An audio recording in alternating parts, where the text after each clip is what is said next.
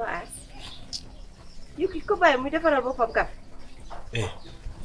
lu si ne dugg ci waañ mi defar café dara nekk li si nga yow dugg ci waañ bi nag looloo ci nekk.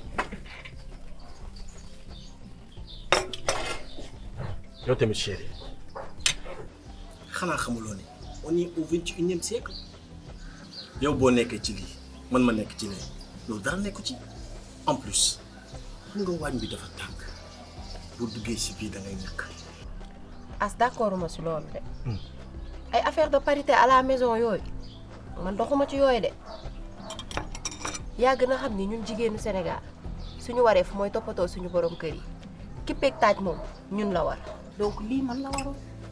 yow boo nekkee ci lii man ma nekk ci lee loolu dara nekku ci. d'accord naa mais xam nga ni rek moom yii moom bëgguma ko daal. te man sax ma loolu yow Fanta nii lan lay bàyyi xam nga lu ma yàggal ci néeg bi sa chronique bi laa doon déglu yow daal yow nii rek nay tàng rek. Fanta wàññil sa gàllaaj ñu jam la. lu ma defati. sa chronique bi saf na de. yow daal yow toujours à la recherche d'une gouvernance parfaite. mais comment faire suñu gouvernants yi xam nga ne bu ñu toogee ñoom dootuñu jóg lenn rek a leen fi teg seen poche ak seeni mbokk fàtte na ni nit ñi leen fal. li nga wax dëgg la mais xanaa xamoo loolu gis nga amul benn organisation bu nekk ci àdduna bi te amul njiit bu nekk ci kawam nekk ca bopp ba di ko jiite di doxal jël ay responsabilités jël lépp nag teg ko ci yoon. xam nga ni bu dee loolu la rek coow du am mais ku ci toog ii fauteuil bi dootoo ci wàcc nguur dafa neex nag.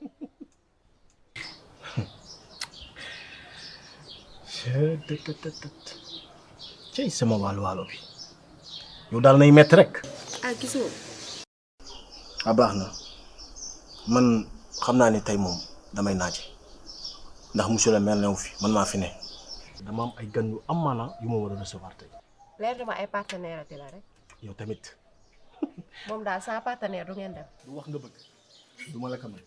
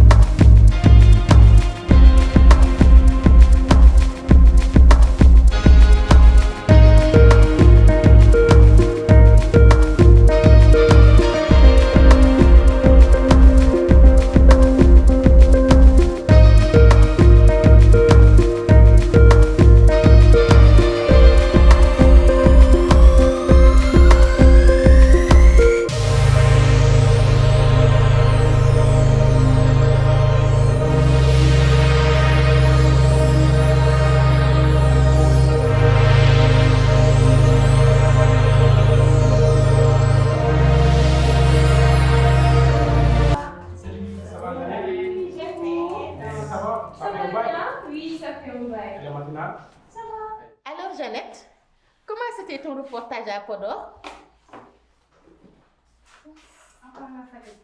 Le reportage s'est bien passé. J'ai été vraiment gâtée. Je savais pas que Podor nii la neexee. man de J'aurais vraiment aimé faire ce reportage. J'espère que jàngee nga fa pulaar rek. Un tout petit peu rek.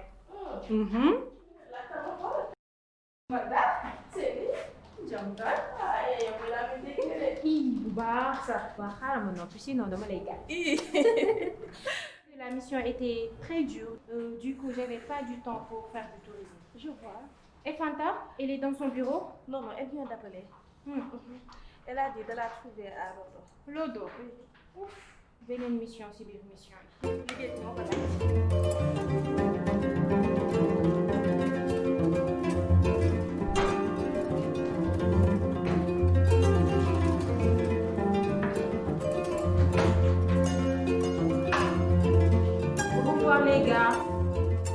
waaye yow mii de moom noonu la def. nii la ma mujjee def yow. man maa war si góor léegi lu ñuy wax ak lu ñuy def ça fait deux. waaye waxoon naa la lépp. waaw waxoon naa la ka de. noonu du da ko leen yem. def suñuy ñëwee dina wax dañuy wax rek. waxoon naa la ka bu mu ñëwee di wax ak lii wala laa xam ne kii bu mu wax dara du si dëgg. man sax loolu indiwuma fi woon li may dégg te neexuma moo ma fi indi man comme que sama meilleure amie nga dinaa ñëw wax ak yow. lan noonu. sa papa xanaa guddi gi bu ñibbisee kenn dootul dégg ci koñ bi saaga ndey yi nga xamante ni loolu du ma neex ñu naan sax xarit bi papaam dafay dem di mandi di ñëw di tànkal nit ñi koñ bi moo tax ma ñëw wax la pour nga wax ak taan ak moom comme que yaay doomam te xaritam nga wax ak moom xëy na boo waxee ak moom dina changé parce que man dama ko jàppee comme sama papa moo tax ma ñëw wax la pour nga wax taan ak moom. xam nga natt du wees. loolu moom dëgg la. te ba may judd fekk ma sama papa mel nii. xam nga yaa ngi may dégg bu baax. maa ngi dégg. waaw kay te gannaaw yàlla gis na ni nga jàppee sama papa comme sa papa moo nga waroon wax sa papa ndax gannaaw yàlla lu daal sama papa tey ba joonu yàlla sa papa la. bul ni ma da nga jàppee sama papa comme sama papa. Mati déglu ma wax la bul ni ma Mati nii rek ngeen di def sa papa bu sama papa nekk meilleur employé mu dàq ko mu chômé ba mel ni mu mel tey di mandé ki daw fu nekk moo tax nga mun a am audace taxaw di ma traité sama papa d'ivrogne déglu ma nii rek ngeen di def. jëw beeg wax ji koñ bi si nga parce que boo toogul woon dégg ka wala toogul woon fekkee ka doo xam sama papa ndax mi ngi koy jëw. mais man neexuma moo tax ma ñëw wax la ma ci di wax ak lii wax ak laa yëpp soo amul da nga wax sa papa pour mu embauché waat sama papa bu mu ko dàkkee woon nga wax ko mais defoo ko woon doo xaar ba médecin après la moo nga ñëw sa papa di sa papa waaye ba tey weesu sama papa il n'est pas en état pour dem di dellu luy def am na ba pare te doo jéem nga waxtaan ak moom bëri ji ci biti non nii rek ngeen def andi jayante bàyyante jiwante mais yow bàyyanteegul ba nga may toog di ma jëw bala waaw dama ñëw sa kër nga may daal déedéet ci biti waaw li ngay wax yëpp sama tegal ci biti.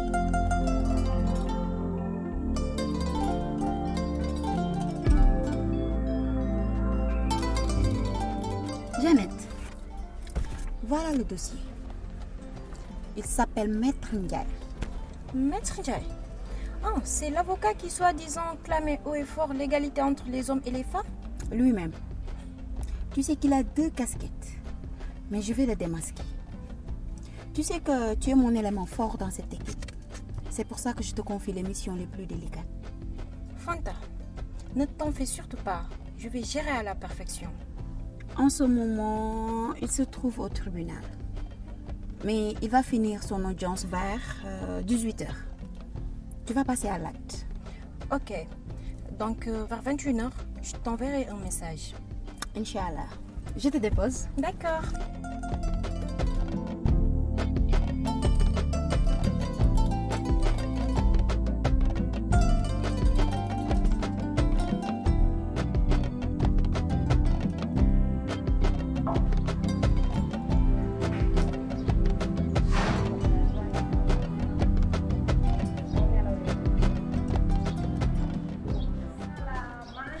maaleykum salaam.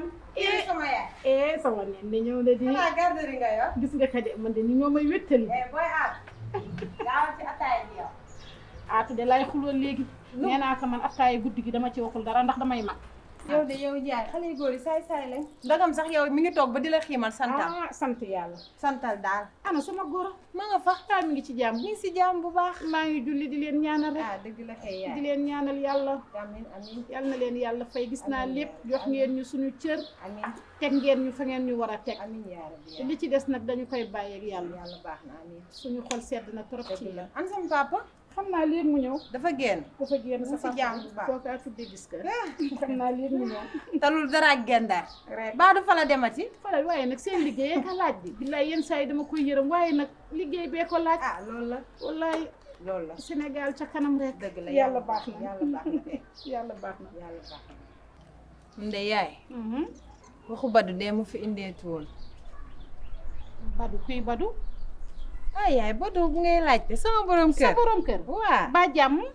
ay yaay Badou daal sonal na ma yaay toroxal na ma ci diggu Ndar.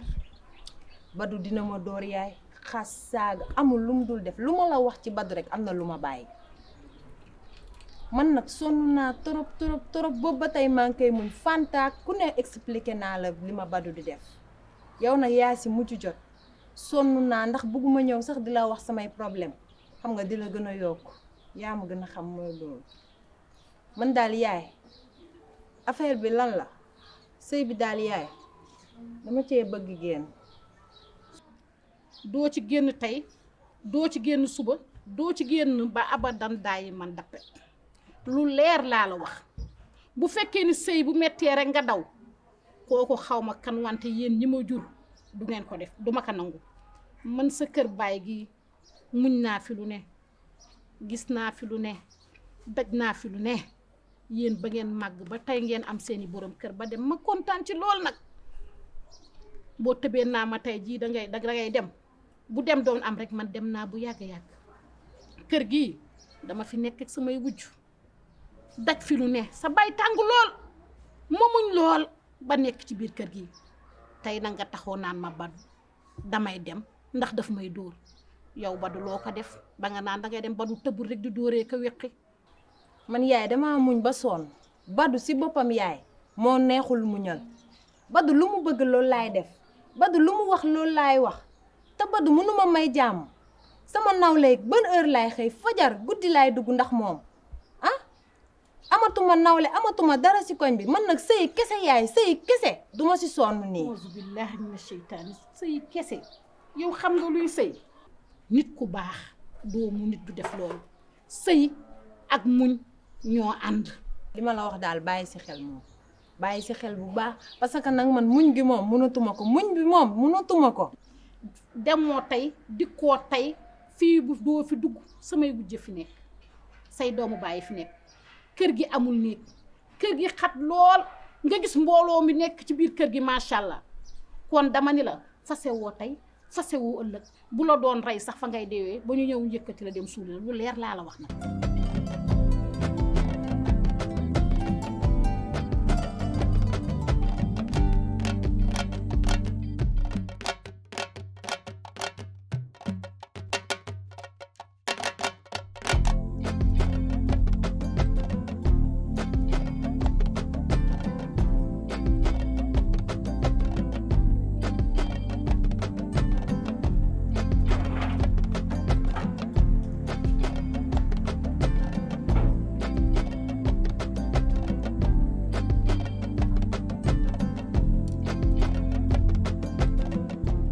Excusez-moi, madame.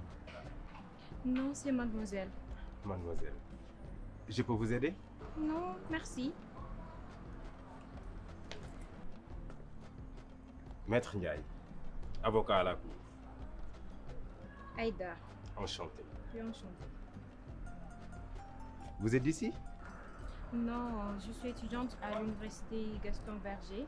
J'étais venue ici chercher quelques documents. Vous les avez? Sinon, je peux essayer de faire quelque chose. C'est bon, merci, c'est déjà réglé.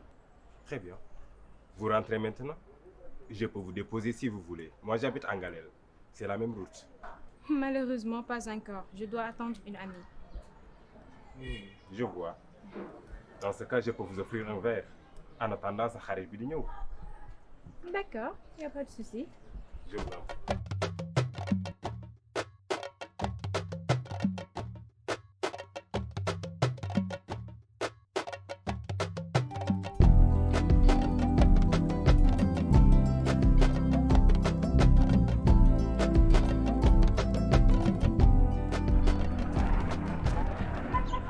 salaamaaleykum mbokk ñoo leen di siyaar waay naka tàngaay bi da ngeen yendoo alhamdulilah jërëjëf.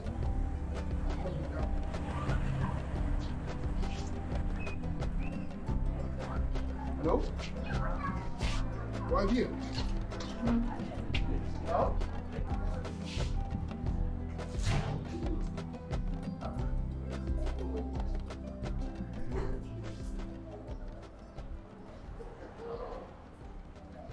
kon nag sa waay yow la kenn xamul sa ay mbir yow la kenn xamul sa ay mbir yow ah yow bu ay kilifa woowee da ngay wax sa jàngoro.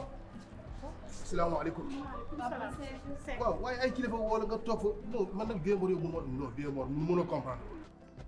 xale yi ñoo sama aatumi ñoo yem képp ay ndaw noonu seen deret dafa tàng ñun mag ñi ñoo leen mën a encadrer teg leen ci yoon bu nu demee ñu indiwaat leen ndaxte ndar jàmm la xam te xam nga ni ku di génn ne liggéey. yaa fus amu fa boo xëyee góor ñi jigéen ñëpp gën daan doole foo gis buru foo boo gisuloo ko fenn buru foofu rek. waaw d'accord waaw incha allah bu ci kanam incha allah ok.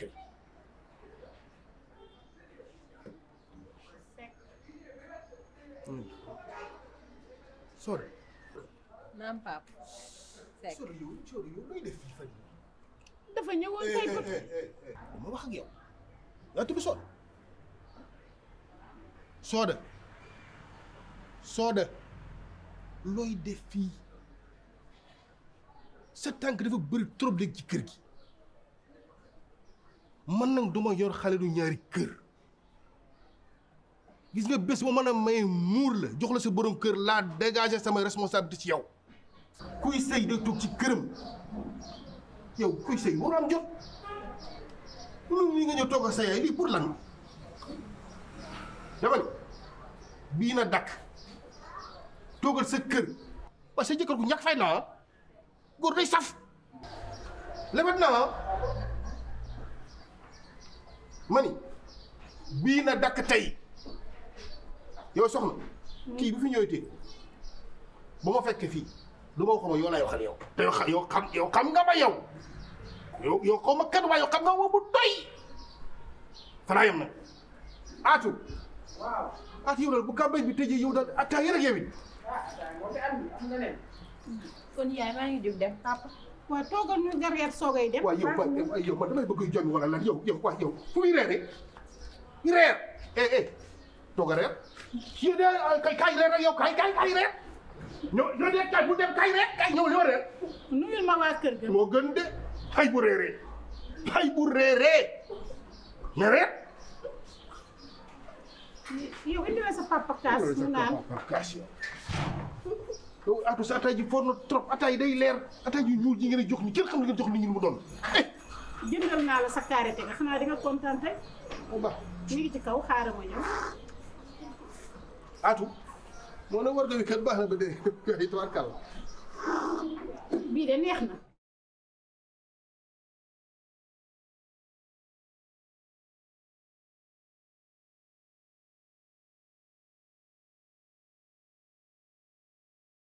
Merci pour la répétition d'aujourd'hui.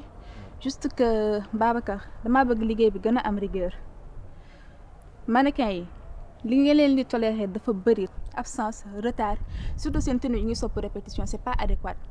Il faut que nga vigilance loolu yow si wàllu habillement lépp yow yaa koy gérer bëgguma li nga daroon la fois passée dalaan ñu dem ba war a défiler nga naa ngi yére yi manqué na accessoires yi manqué na. Non tu sais man maa ngi fi. soo fi nekkul Marisa elle est là elle va s'en charger yaa ngi comprendre donc da ngay énumérer lépp li nga soxla ñu xool ndax mi ngi ci kees bi su fi nekkee ñu jox la ko su fi nekkul aussi ñu lijjanti ko. Ok. C'est bon? Ouais, c'est bon. Voilà donc à demain inchallah puisque j'ai un rendez-vous là. Bon yow ba demain inchallah après naa la woo puisque dama war a gisante organisateur bi léegi après naa la woo. À demain. Bye. Hey am téléphone.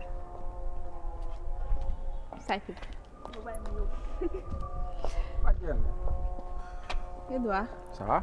Ça va bien. Ça. Comme je te l'avais brièvement expliqué au téléphone, dafa am cérémonie bi fi am cérémonie bu mag et que sama tons moo ma jox cérémonie bi pour ma gérer ko. Je compte sur toi. Edouard, il y a 3 mois, on s'était retrouvés ici. Et tu me parlais d'une réception organisée par l'ambassade du Nigeria.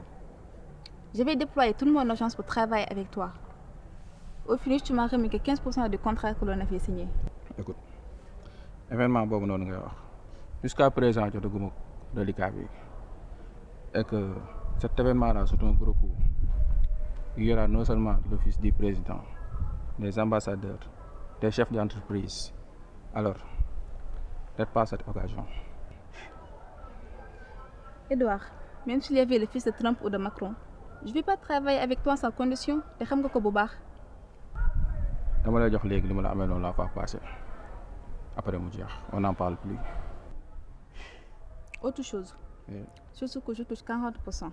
je te donne 30% au lieu de 40%. Après on n'en parle plus. Bon, marché conclu. Je savais que je pouvais compter sur toi, ma belle. Je t'accompagne. Allons-y.